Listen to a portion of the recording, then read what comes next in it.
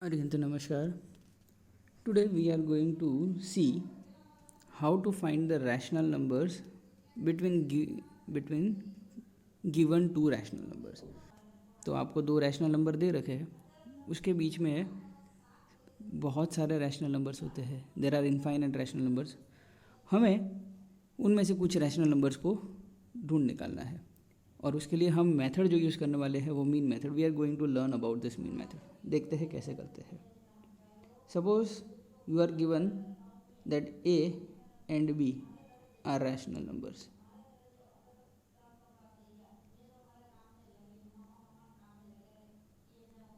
तो क्या मैं क्या कह सकता हूँ कि इन दोनों का एवरेज यानी कि मीन वो भी रैशनल नंबर होगा और वो इन दोनों के बीच में ही लाई करेगा.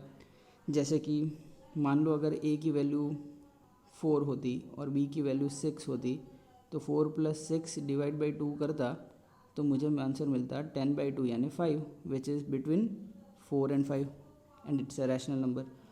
तो हमें अगर A और B ऐसा रैशनल नंबर दे रखा है तो हम कह सकते हैं कि एग्जैक्टली उसका जो मिड पॉइंट है, मान लो C ले देते हैं उसको, तो C will be equal to A + B/2. यानी कि एक रैशनल नंबर बाकी दो रैशनल नंबर के एग्जैक्ट मिड में आता है. वो कैसे मिड में आता है उसका नंबर हमें कैसे पता चलेगा? It will be A + B/2 that is the average और the mean of the two numbers. उसी तरीके से ये सिमिलर मेथड से मैं क्या एक और रैशनल नंबर फाइंड कर सकता हूँ A और C के बीच में. I hope it's simple. अब तो A और C का मिड पॉइंट यानी मान लो इसको मैं D पॉइंट नाम दे देता हूँ, तो D will be equal to what? A + C/2. क्या है? इसी तरीके से मैं A और D का मिड पॉइंट फाइंड कर सकता हूँ. मान लो यहाँ पे पॉइंट E लिख लिया तो E पॉइंट को क्या हो जाएगा? E point is mid point of A and D यानी कि A + D/2 से मुझे E पॉइंट मिल जाएगा. सिमिलरली उस तरफ की बात करें B और C के बीच में तो मुझे एक मिड पॉइंट मिल सकता है, मान लो F पॉइंट. तो इफ़ F को मैं कैसे लिख सकता हूँ? यहाँ पे लिख रहा हूँ F will be equal to C + B/2. तो इस प्रकार से हम बहुत सारे रैशनल नंबर्स फाइंड कर सकते हैं by using the mean method. Let us try to solve this by using one of the examples. Let us see the question is find 5 rational numbers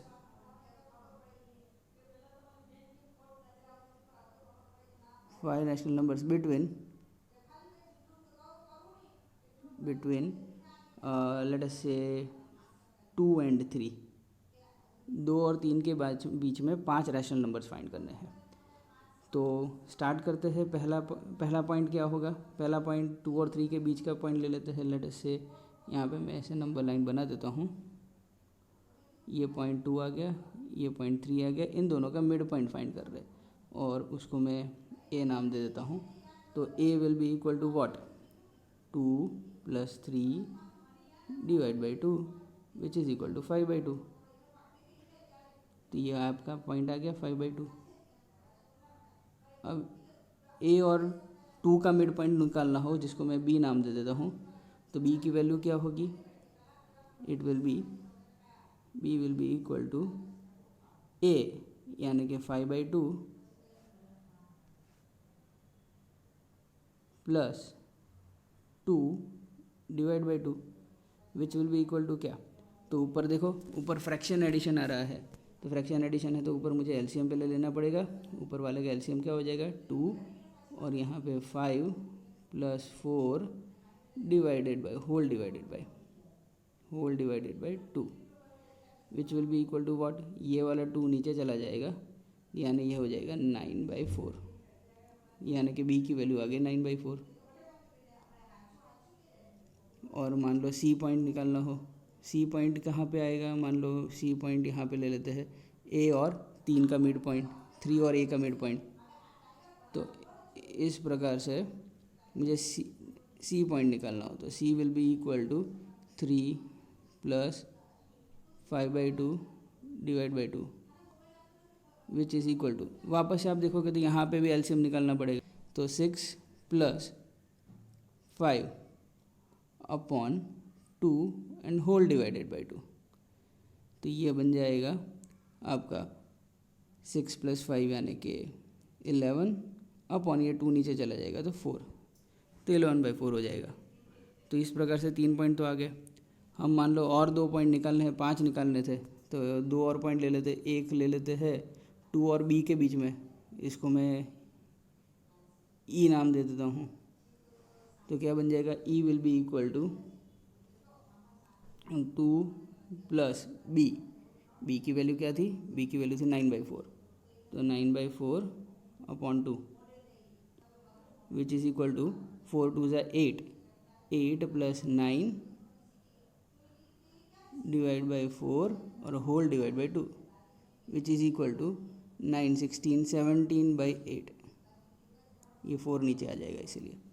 और उसी प्रकार से अगर मैं e के बाद में f पॉइंट ले लेता हूँ, जो c और 3 के बीच में ले लेते हैं अपने, तो वो c की वैल्यू क्या थी 11/4 और 3 है, तो 11/4 और 3 को ऐड करके डिवाइड बाई 2, तो f point will be equal to 11/4 + 3 divide by 2 which will be equal to what, 11 + 12 divided by 4 whole divide by 2 which will be equal to 23/8। तो इस प्रकार से मुझे टोटल 5 पॉइंट मिल रहे हैं।